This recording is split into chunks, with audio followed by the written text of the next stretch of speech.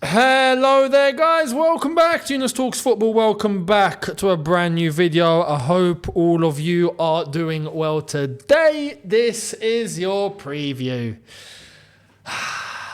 There's one preview that I don't want to do. It's this. I'd rather do a preview of, Man City, Chelsea at the Etihad. Or, a game where you're just thinking, okay, chances are low here, lads. This one, I don't like the feel of this game. I just don't like it. Why? It's West Ham. And now I have to say, on a positive note, we had the same feeling before we played Wolves. And we beat them 6-2. So I will say that. And if Chelsea do a job tomorrow at the London Stadium, fantastic. But the record there stinks. The record at the London Stadium is a bit pathetic. The last time we won there with a crowd, because we did beat them when there was a lockdown, and everyone was beating everyone at that time anyway. There was no crowd. But apart from that, the last time we beat them at the London Stadium was when Eden Hazard scored over there and we won the league. You remember? Yeah, all those years ago. 7 years ago. Bloody hell. Antonio Conte was our manager. Yeah. So I don't like it. But it's not just that. It's not just that point. It's a 12:30 kickoff on a Saturday. It's the dreaded evil time slot.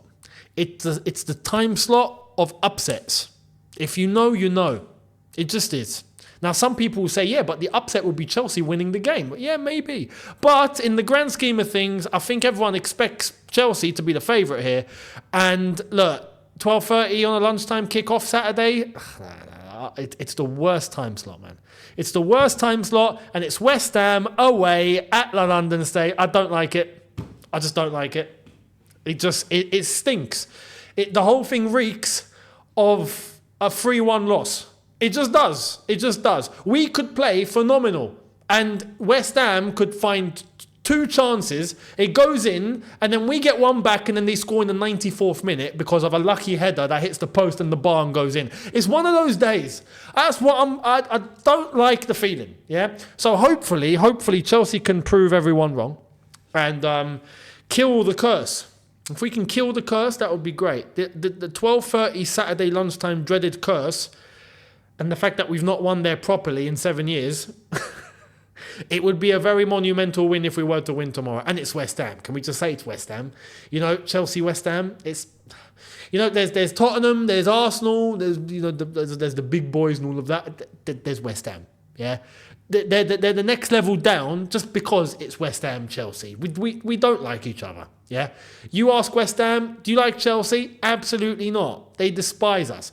Chelsea, do you like West Ham? Absolutely not. We despise them. On a footballing level, of course. I know many Hammers and many West Ham fans that are very good people, and they're a laugh, and they're proper Cockney, and it's banter with them.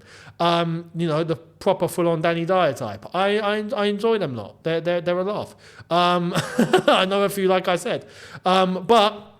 It's West versus East. It's East versus West. It's working class versus the rich. It's Cockney versus the posh end of London. It is what it is. Well, I say that in terms of the values that the whole fixture is based on. But this game is interesting because Maresca spoke. And by the way, can I just say, Maresca, this press conference had big audio and visual issues. Chelsea, listen, Chelsea's media team needs to get their act together. It's not the first time. Look, they tried to charge fans to watch a Conference League qualifier, $4.99, and the game wasn't even on the website. Yeah, the website didn't even work. To the point where the game kicked off and then they had to make it free for everyone to watch. The media team in this press conference, it just went black. Blank. No visual. Audio cut out. What's the media team at Chelsea doing? Are you guys qualified? Do you know what you're doing? Or have you been plucked out straight out of GCSE? I don't know what's going on here. GCSE media studies, work experience at Chelsea Football Club. We're taking on the live press conference, because no pressure. I don't know. So we missed a bit of that press conference, but there were a few things mentioned. There's a worry about Reece James. We don't know what's going to happen with him. We genuinely... he's not looking good, bruv. basically. It's not looking good. We don't have a date of return. We don't know when he's recovering. God knows. There was the clip of Cucurella earlier on the Chelsea social media platforms of him not wanting to go into recovery. I don't blame him. Who wants to have a chance on getting to the rehabilitation program? I don't. So if he wants to go home, he goes home. Pick up Cucurella. However, apart from that, we've learned the positions that Maresca has all these Chelsea players in, apparently, 2 in each role, with players flexible, of course, to fill in, much like we've seen Nkunku do. And yeah, apart from that, Gusto's still out. Enzo returns, it seems like. There were a few of them back in training. And yeah, apart from that, the same old, really. With West Ham, now this goes back to the point of I don't like this fixture because they've not had a good start to the season. Yeah, they haven't. They've won 1 game, right? They beat who did they beat? They lost to those were pre-season friendlies. They lost to Aston Villa, right? Then they beat Palace. That was a big one at Palace. Then they beat Bournemouth in the EFL Cup second round. They lost to Man City 3-1, and we watched that game. It wasn't the worst performance in the world for West Ham, but they got done. And they recently just drew 1-1 against Fulham. So they're not on form. But when you look at their players, you look at their team, you think, yeah, come on, there's threats here. Folkrog, who they just got in from Germany, and I like the striker. I think he's quality. Paqueta is there. Mohamed Kudus, we know what he can do. Somerville is their brand new signing from Leeds, and I think he fits the dynamic. I think he's a bright player. I remember we were linked with him, and I like him, but he's still raw. But for West Ham, that works, right? It works, and he can be that threat against a big team where he ends up making the difference. He's capable of that. They got Wan-Bissaka. Jared Bowen is the guy that I'm looking at. I'm thinking, yeah, you're the one that always causes some sort of flipping trouble. You're the one that needs to be arrested. Do you know what I mean? Like, it's Jared Bowen. He's the problem here. He's the problem. Michael Antonio, they got Todibo, who they brought in. They've got a very good team here. A capable team that I look at on paper and I think of the record and I think 12:30 on a Saturday and I just don't feel good. I just don't feel good. So I'm hoping Chelsea can nullify all of that.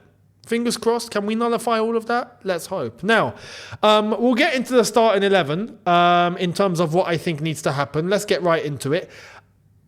I have shifted a couple of things. I'll walk you through it. I'll put it straight on screen. I'll walk you through it. So let's go. Here is my starting 11. Right, so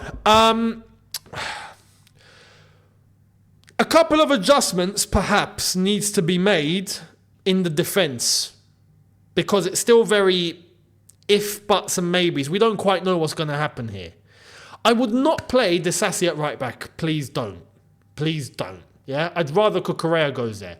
And we stick Vega at left back once again, just like I said in my last preview. Now, we do have to entertain the fact that Ben Chilwell is now available for selection. So what are we going to do there?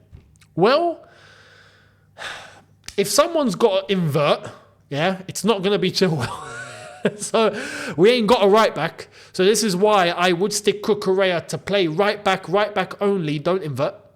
And Vega can have the one license to cut into midfield, but not play as an actual DM or as an actual deep-lying midfielder. Like, no.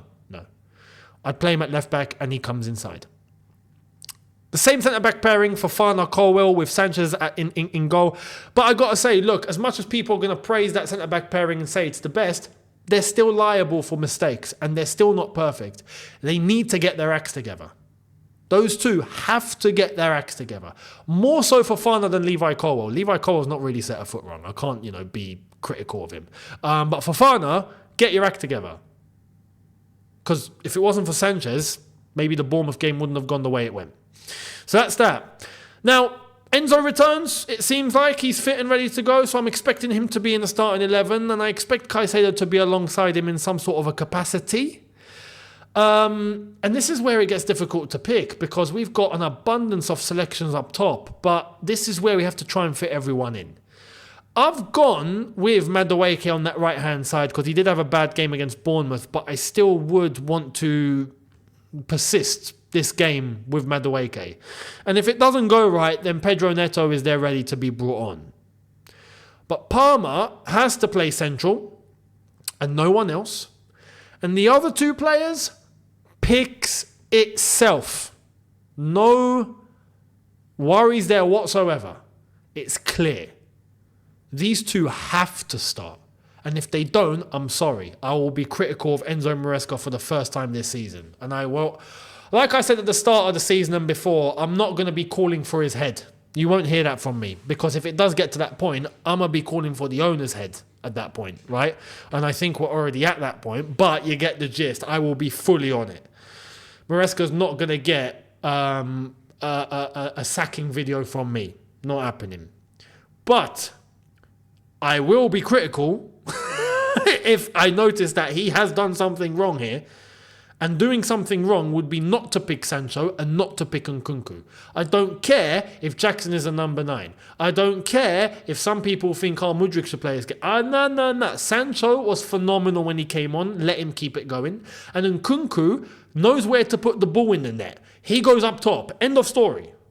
End of story. Nkunku looks stronger. He persists more. He knows where the goal is. He finishes better. Great. You're not an in-and-out number 9, but you act like one. So you're going up top. End of story. So ladies and gentlemen, I hope that makes sense. It's short and sweet today. Straight to the point. That is my starting 11. Let me know what you think down below.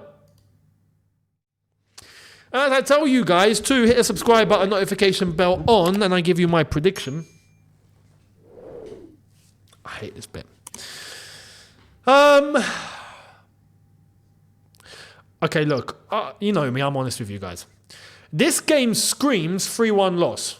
It just does. Yeah, it's one of those ones. But when I think with my head and not with my heart or emotion or feeling or, you know, how the game feels tomorrow, I think it'll still be difficult. I still think it'll be hard. And I still expect West Ham to show up like they haven't against any other team yet. That's West Ham. Big boys show up and all of a sudden, boom, they turn into flipping, the West Ham. And then all of a sudden they're a threat. And like I said, Jared Bowen. Keep your eye on Jared Bowen. That would be my forewarning for tomorrow's game. I want to say 1-1 is my honest prediction. Honest. But if Chelsea get a result, you'll be hearing in the review tomorrow from me, fair play Chelsea, hands up, fantastic. I'm very happy. I have to be honest, I am not going to come on here and pretend everything's okay if we put in the same level of performance like we did against Bournemouth, because that wasn't good enough.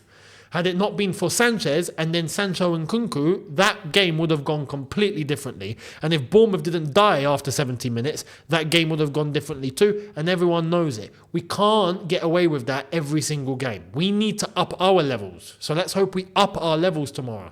Want it. Go for it. Get it. Persist. Persevere. Don't take no for an answer. Be there for every ball, every second challenge, every second ball. Concentration, focus, pick out those passes, concentrate, do what you got to do. Don't slack, don't ignore, don't be lackluster, don't be lazy. Because we saw those traits against Bournemouth. I did not like it, especially that first half. We can't do that. So if everyone's focused tomorrow and everyone's on it and everyone wants it, well, great. If we get the result tomorrow, you'll be hearing fair play from me. Let's go and do it. But my honest prediction, 1-1, because I think West Ham decide to show up tomorrow. But let's wait and see. Let me know your thoughts down below. What's your prediction? How do you think it'll go down? Your lineups, let me know. Much appreciated. And I'll see all of you after it's all said and done. It won't be immediately after it's all said and done, right? Because I am going to be out watching this, so you won't get the review immediately. But you will get it in the late afternoon or so. Review will be posted tomorrow, by all means. So make sure you guys are here for it. Much appreciated. And I will see you then. Have a good one. Look after yourselves. Take care. And peace.